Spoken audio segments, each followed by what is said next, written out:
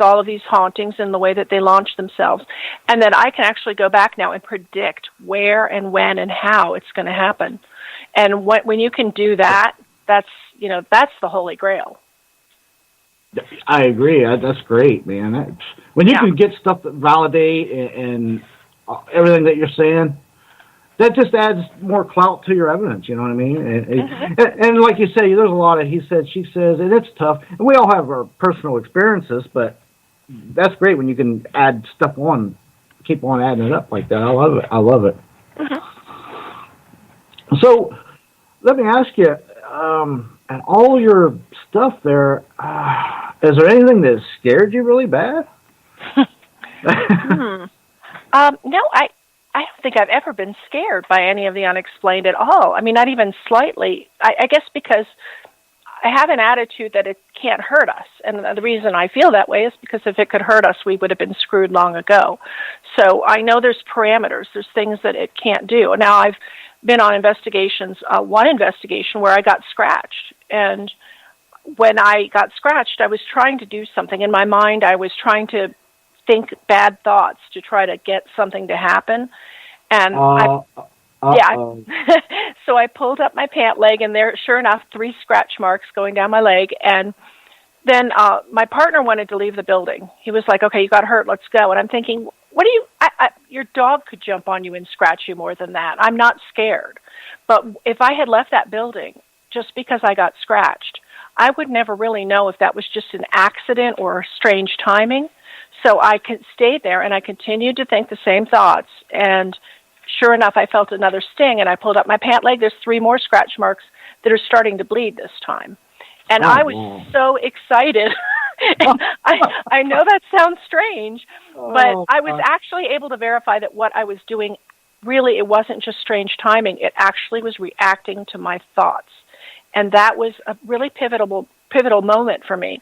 And anybody that's scared of scratching, I mean, come on, we all have dogs, cats that scratch you. We have kids that try to get your attention and they pull too hard on your hair or whatever. We don't get upset about that. So I think, we just need to chill it a little bit about the worrying about them being able to jump the physical, because it is so rare and so hard to do something physical. It really is. And even object movement is an extraordinary set of circumstances. Listen, I agree totally. I've been investigating for 30-plus years. I've seen a lot of stuff, but we're talking over a 30-year period. It's not like these TV shows where some of the shows they get more stuff than some people do in a lifetime in 50 minutes. I'm like, wow. I mean? Oh, the portal to hell, being possessed. Yeah. All that crazy stuff. And then it happens every week. Wow. I am. Hey, listen, I'm glad you brought that up, because you ever see a couple of them Bigfoot shows where every week, now this cracks me up because they're close, one of them's close to where I live. I live in Ohio. And every week they build these traps and they catch this, 10-foot, 800,000-pound beast, and they build this trap that wouldn't hold a porcupine, and they break out of it every week. But every week they find them, they catch them, they get filmed, and it gets loose. Every week. I live in the area that has the most sightings of this side of the Mississippi River of Bigfoot, in the Salt Fork Lake area. Ohio Valley, and incidentally, you're talking about the central area for the old mound culture, and there's just nothing about a coincidence there. Right. Yeah, and they call him the Grass Man here. And here's the thing: I've lived here all my life, and it is Bigfoot country. And I've been out woods, but I am a woods. I've seen a lot of strange stuff out there that doesn't add up, but I've never seen one. But these guys go out every week and not only find them, but they corral them into a trap they build, and it gets out every week. I'm pretty heavy into the research on the Sasquatch, and I've actually seen one, but considering how many times I tried to see one, the fact that when I wasn't trying to see one, I saw one. And I think that's kind of interesting. It's almost as if they seem to know we're chasing them. Yeah. Let me ask you a question, Sharon. Mm-hmm. In your opinion, in your world, as I would say, do you think the Sasquatch are a terrestrial biological entity that we haven't discovered yet, or are they from another world, dimension? What's your take on that? I'm sorry, I don't mean to tee-hee-hee about that. It is an important subject, but, No, I get, like I said, I'm very logic-minded, and I can't imagine, and I've kept my mind very open to people that have evidence of supposedly interdimensional Bigfoot. It just doesn't make any logical sense to me why they would live, breed, eat, and sleep and risk their lives being here. We're not really paradise. I don't. And not only that, but some of the places is like, 20 below zero up on a mountain out where it's cold and miserable. Well, I mean, unless they're hunting for gold, there's really nothing here for them. And why risk your butt out here in the earth plane, to do that? No, they are biologic, and I believe they are what we would consider to be an archaic man. And I have a theory, and it's on Ghost Hunting Theories, about the evolution of Bigfoot. And that we're looking at probably the face of the Denisovans, an ancient man that was actually acclimated and evolved for a high-altitude, cold climate, and they're perfect for it. You know what? I have heard of that before, and it's funny you bring that up. I have heard of that before, so that's a good. And I don't disagree with that. Not at all. Yeah. Not at all. So you said you've seen one. Then you've actually seen one, and where was that at? In the Sierras. I was hiking. It was in the mid-'80s. This was before the internet, and it wasn't really Bigfoot time then. Nobody was talking about Bigfoot in the '80s. Northern California? Yeah. I guess I'd consider it northern. Okay. It was outside of like the Bishop area. Okay. I was in the John Muir woods. We were hiking from 8,000 feet up to 11,000 feet to a place called Baboon Lake, incidentally. Well, that's weird. Kind of strange. No, actually, in that whole Evolution Valley area, I know they named a lot of things after Darwin Mountain and such. So it was just a coincidence, okay. I guess. But go ahead. So, like I said, this was before the internet. There really wasn't any talk about Bigfoot. All I had known about Bigfoot was as a kid, I saw the Boggy Creek movie and I saw the Patterson film on TV. And I thought that Bigfoot was in Washington State. And I thought what everybody else was telling me that it was an ape. And when I saw this guy basically unfold and walk across a clearing, he took about maybe 3 steps to go about 20 feet across that clearing. At first, he was pitch black looking. All I saw was this black figure. I thought, well, maybe a bear.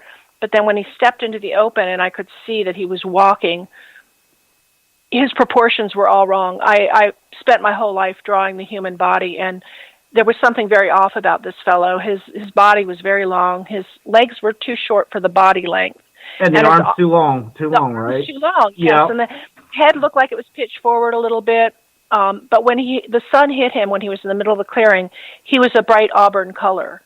And so it was interesting to see how once he went back into the shadows, he became very black looking, which I have, some thoughts about translucent hair. Yeah, but I think some of their hair is kind of like maybe has cloaking abilities to it. Maybe that's why they don't feel them. I have a few theories on their hair. Now, when I saw this guy, my first thought was, they're not supposed to be in California. Why is he here? Did he hitchhike? I don't know. I mean, I never heard of him being, because I didn't know Patterson film had been done in California. I assumed it was Washington State. But and then the second thing I thought was, well, this is no ape. This is absolutely a human. What are they trying to teach us? So right. It kind of sat in the back of my mind until I got older and I started doing paranormal investigating. And I thought, it's time for me to pull out this Bigfoot thing and deal with it, because I know people are still saying it's an ape, but I ain't buying it. Well, let me ask you this. Roughly, what was his dimensions, height and weight, would you say? I really couldn't say because of the distance between us. Okay. I mean, I didn't feel intimidated so much by his size, but but one thing that did intimidate me was that he was on a steep incline walking sideways across he never looked once down. He never looked down. I had been billy goating up that mountain all day, and I'd been looking at my feet the whole time. He never looked down. And he didn't see you either, probably, right? No. Okay. And I actually stepped back in the shadows because I had this weird reaction, like I'm not supposed to see this. It was weird. I felt shy for some reason. Right. That's probably your guides telling you, hey, look, man, get out of sight. Pretty much, yeah. What's wrong with you? We're trying to protect you. When we got up to 11,000 feet at the lake, I tell you, I did not sleep that night. All I could think of is that dude is out there somewhere. Well, listen, if there's one, there's probably a family of them. Yeah, see, I'm glad I didn't think that when I was up there. I was just worried about him. You wasn't worried about I didn't think about the family he rode in on. I just was like, I don't want to see him. You wasn't worried about his brother. It was the first time camping. I wasn't scared of bears. I was actually more scared of this guy that, obviously a wild man. That needed a shave. Like tall and hairy, but really, that's pushing it. Yeah, somebody got left along there. One of them hippies called music got left behind, and now here we are. He's Bigfoot. What's going on? Jerry Garcia's cousin. Yeah, I don't think so. Right. Yeah. Oh Lord, that is too much. So let me ask you this: back to a little bit of ghost talk. What place have you not been to that you really would like to go investigate? Suicide Forest. Oh, Japan. Yes, absolutely. That. Yeah. I would. That would be my number one place. I think. I gotta tell you, that's like number 2 or 3 on mine. But I'll tell you, the place that has been beckoning me for a long time is that the Romanian forest there, the Hacho. Yes. Hoyaboku. Yeah. Yeah. Now I have visions of me investigating there. Then I have visions of me running out of there with the townspeople with pitchforks and torches and shovels chasing me. But I don't know why. But anyway, I would love to investigate. I agree. I would love. There's certain places in the world that are sort of portals that interest me. Probably, if I got permission, the one place I would really like to do is my childhood home, and the reason is that my family made a pact that we would all haunt it. And since that time, my mom and dad died. My brother and sister died. They all told me where they told me where they would be haunting, and then the neighbor friend that lived next door, he promised he would be there, and he died. So there's 5 people there. But what's interesting is, eventually, a contractor bought the place. He tore down the outbuildings, the orchards, the creek. He put up condos all around the mansion. I'll tell you what, your family's probably haunting the holy Jesus out of him. That guy, he ended up having some very bad luck. So that, karma. I couldn't imagine. The thing is, one of the people in one of the condos contacted me because her son woke up one night and his hands were blistered, and he was screaming that there was a fire. And there was no fire, but his hands looked like they were burned. And so she went to get some medicine to put on those burns, and she came back and the burns were gone. So she said, hey, is there anything you can tell me about this property? And I said, I'm going to send you a map of the property, and I'm going to put an X where there was a fire. It was the old fort that the Union soldiers had built, had been burned down at one point.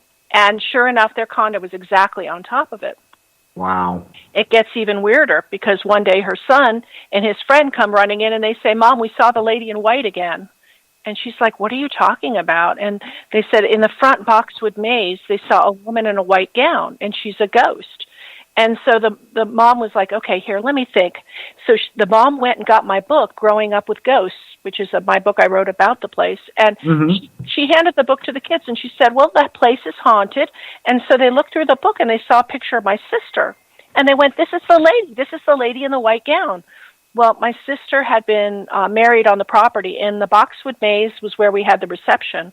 She had been wearing her white wedding gown, and she's told me before she died she would be there in the Boxwood Maze. And so apparently she's still there. Wow. So the person identified the ghost with the picture of oh, that is fantastic. Yeah. Both boys went, yep, that's her. Wow, that is fantastic. So, man, you really got to be chomping at the bit to get there to at least go in there and do some EVP talking to your family. Oh, my goodness, wow. A few years ago, I went there, and the owner said, look, I understand that you would want to do this, but we really don't want more ghostly activity. We don't want you stirring it up. Hello, you think that if you yeah, I'm thinking, I could actually quiet it down if I talk to my family. Hello, they're listening to you tell their relative that you can't go in there and talk to them. So guess what? You just poked a bunch of rats in a bag, and now, buddy, look out. Oh, my here's, goodness. here's the thing. So I agreed. I said, okay, let me walk through the property. So I got to walk through the property and the house and all, and I definitely got the presence of my family members. One of them was not where they said they would be, which surprised